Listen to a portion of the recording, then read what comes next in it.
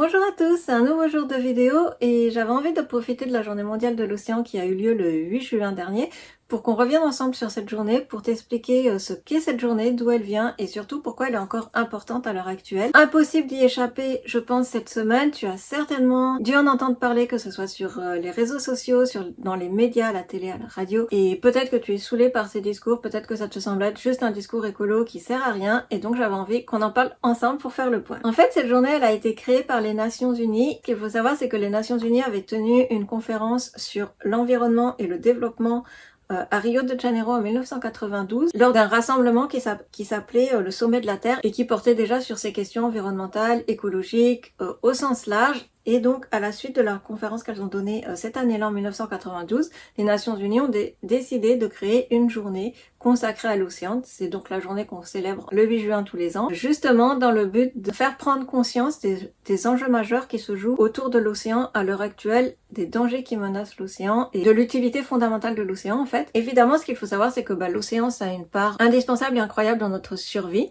L'océan, c'est 70% de notre planète, ça recouvre 70% de notre planète Terre et ça procure environ 50% de notre oxygène tout en filtrant au moins un quart des émissions de CO2 que l'homme produit. L'océan, c'est véritablement notre pilier de vie, notre source de vie. Le problème, c'est que bien évidemment, pour que l'océan puisse nous fournir ses richesses, et là c'est sans compter les richesses alimentaires, médicamenteuses et économiques que l'océan procure aux humains, là je te parle juste de la fonction la plus vitale, on va dire, qui est de nous fournir de l'oxygène et de filtrer le CO2. Mais il faut savoir que pour ça, il faut que les océans soient en bonne santé, et notamment qu'ils aient une vie sous-marine et une flore sous-marine et riche et luxuriante pour pouvoir justement faire ce travail, parce que c'est toute la richesse sous-marine végétale en fait, qui va faire notamment ce travail de filtration et d'échange des molécules en fait entre le CO2, l'oxygène, etc.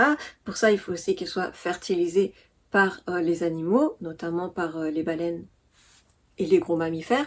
Donc voilà, donc pour que l'océan puisse jouer son rôle, on a vraiment besoin de le préserver au maximum. Donc partant de ce constat et partant du constat déjà alarmant de l'état de l'océan, les Nations Unies ont décidé de créer cette journée, déjà pour faire prendre conscience à un grand public du rôle de l'océan, parce que peut-être que si toi, comme moi, tu vis en bord de mer, tu es peut-être un peu plus sensible et sensibilisé à ces problématiques, mais il y a encore des personnes pour qui l'océan c'est juste une grande étendue d'eau salée et qui n'ont pas conscience des diverses fonctions de l'océan. Donc ce qu'elles ont décidé de faire, c'est notamment lors de cette journée, d'établir en fait un thème spécifique à la journée de l'océan, réfléchir ensemble, échanger ensemble.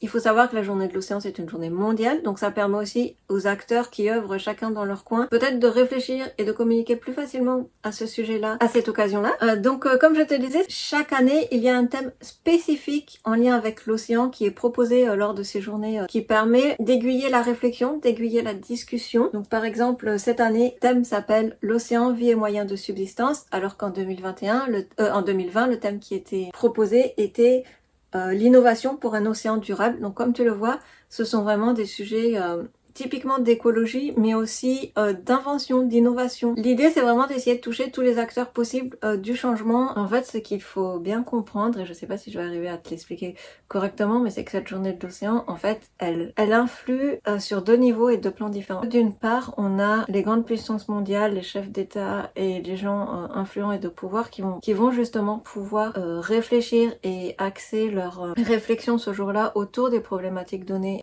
pour la protection de l'océan. Mais d'un autre côté, cette journée permet aussi de sensibiliser le grand public, notamment via le biais d'associations de protection de l'environnement et de manifestations en fait qui vont avoir lieu ce jour-là. Souvent collant quand même avec la problématique donnée par les Nations Unies, mais ça peut être juste de la sensibilisation aux bienfaits de l'océan, au rôle de l'océan, aux questionnements liés face à l'urgence climatique dans laquelle se trouve l'océan à l'heure actuelle. Tu auras sûrement remarqué, alors c'est vrai que depuis 2 ans c'est un peu plus compliqué à cause de la crise sanitaire, mais il est pas rare de voir en cette journée les musées, les aquariums organiser justement des petites expositions ou des petites manifestations, soit pour les enfants, soit pour les plus grands aussi. Mais voilà, ça donne lieu aussi à tout un tas d'événements et de manifestations, tous plus sympathiques les uns que les autres. Il y a pas mal de conférences aussi. Cette année, du coup, on a eu droit à des conférences en ligne, c'était passionnant. Malheureusement, on pouvait pas toutes les suivre en même temps, mais voilà, ça donne lieu à plein de, entre guillemets, de manifestations de vulgarisation scientifique autour de l'océan, et c'est passionnant, et c'est génial de pouvoir se cultiver comme ça, de pouvoir en apprendre plus sur tout ce qui se fait pour l'océan et autour de l'océan à l'heure actuelle quand on n'est pas scientifique et qu'on n'a pas accès à ce domaine de recherche. Finalement, on a très peu de moyens, entre guillemets, d'information. C'est pas le genre de sujet qu'on va voir passer au journal de 20h. Cette journée, ça permet aussi de prendre conscience et de redécouvrir tout ce qui se fait pour l'océan, toutes les associations aussi qui œuvrent pour l'océan, et de se rendre compte que c'est pas un sujet désuet. Au-delà de montrer que oui, l'océan, c'est une de nos plus grandes richesses, parce que ça, je pense qu'on commence tous à en avoir plus ou moins conscience, ça permet aussi de se poser, de faire le point et d'entendre parler des solutions qui sont mises en place pour protéger l'océan, comme les aires marines protégées qui sont de plus en plus nombreuses et qui gagnent en étendue, en place, la préservation des coraux, la transplantation de coraux, tout ça sont des bonnes choses pour la préservation de l'océan qui ont lieu, certes insuffisantes et certes il y a énormément de travail encore à faire pour protéger les océans, on en est très très loin, mais ça permet justement de mettre en lumière les choses qui marchent et aussi de communiquer sur toutes les choses qui restent encore à faire, comme le problème de la surpêche, des pollutions en tout genre dans l'océan, que ce soit la pollution plastique, mais une pollution dont on parle aussi beaucoup moins, c'est la pollution sonore. Le réchauffement de l'eau, évidemment, qui produit la destruction des coraux. Et je t'ai déjà parlé dans la vidéo sur Chasing Coral de tous les problèmes que la perte des coraux vont engendrer et engendre déjà. C'est dramatique là aussi. Donc voilà, donc cette journée-là permet aussi de faire le point sur toutes ces bonnes choses, toutes ces choses qu'on est en train de réaliser. Ça prouve aussi qu'il y a une motivation et des gens qui sont vraiment intéressés par ces questions, soucieux par ces questions, et qu'il faut les soutenir, qu'il y a des gens qui se bougent pour que ça change, pour que les choses s'améliorent. Mais sans cette journée, on n'en entendrait pas trop parler. Donc cette journée, elle permet à la fois aux grandes entreprises de se poser les questions importantes. Ça permet de montrer aussi aux gens qui ont du pouvoir que oui, il y a des centaines de millions de personnes qui se soucient de ces questions-là. Et plus nombreux seront les gens qui se soucient de ces questions, plus ça va toucher, faire ricocher et toucher de plus en plus de personnes.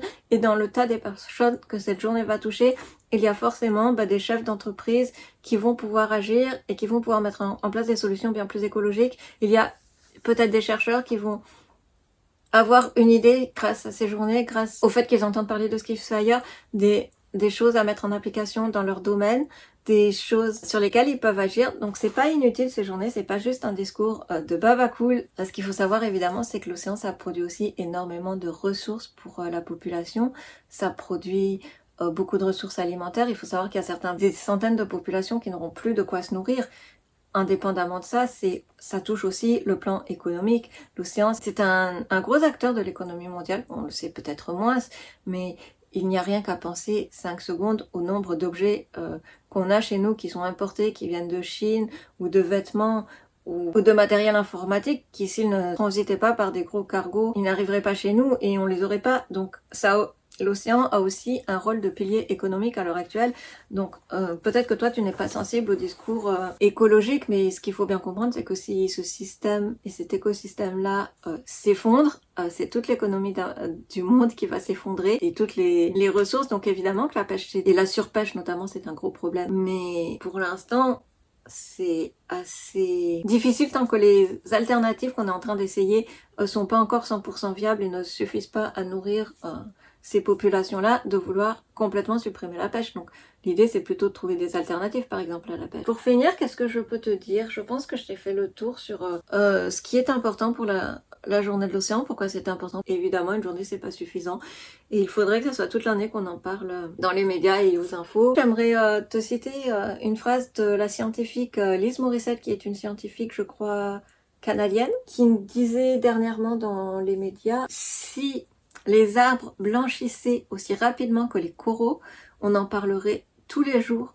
dans les médias, tous les jours aux informations, parce que les arbres, on les voit blanchir, on les a sous le nez tous les jours. Donc si tous les arbres qui nous entourent blanchissaient à cette vitesse affolante avec laquelle blanchissent les coraux, on en parlerait beaucoup plus. Et c'est à ça aussi que sert cette journée, c'est justement à nous permettre de voir ce qui se passe sous l'océan, parce que c'est pas parce qu'on ne le voit pas directement qu'il ne faut pas s'en préoccuper, bien au contraire. Donc je pense que cette journée est encore importante tant qu'on aura, entre guillemets, besoin de voir les choses et de voir les drames se passer sous nos yeux pour se décider à changer les choses. Cette journée sera encore importante parce qu'elle permet justement de prendre conscience de toutes ces choses qui sont en train de disparaître, de tout ce que l'homme est en train de détruire. Donc voilà, pour finir, j'aimerais te signaler et te rappeler que j'ai un compte Instagram, l'empreinte des vagues, qui est en commentaire, parce que je fais des posts aussi que je peux pas forcément faire en vidéo. Mais par exemple, dernièrement, j'ai fait un post sur les herbiers de Posidonie, qui est là aussi une richesse incroyable de la Méditerranée, ou sur la méduse écorée, parce qu'on a eu une arrivée massive de ces méduses-là il y a quelques temps. Donc souvent je réagis voilà aux choses que tu peux voir et observer sur notre littoral méditerranéen, mais globalement dans l'océan au sens large. Donc voilà, n'hésite pas à nous rejoindre pour suivre tous ces posts liés autour de l'environnement et de l'écologie marine. C'est beaucoup plus simple pour moi de t'en parler sur un Instagram et c'est certainement beaucoup plus agréable pour toi à lire. Voilà, je te dis à bientôt et continue à prendre soin de l'océan. À bientôt.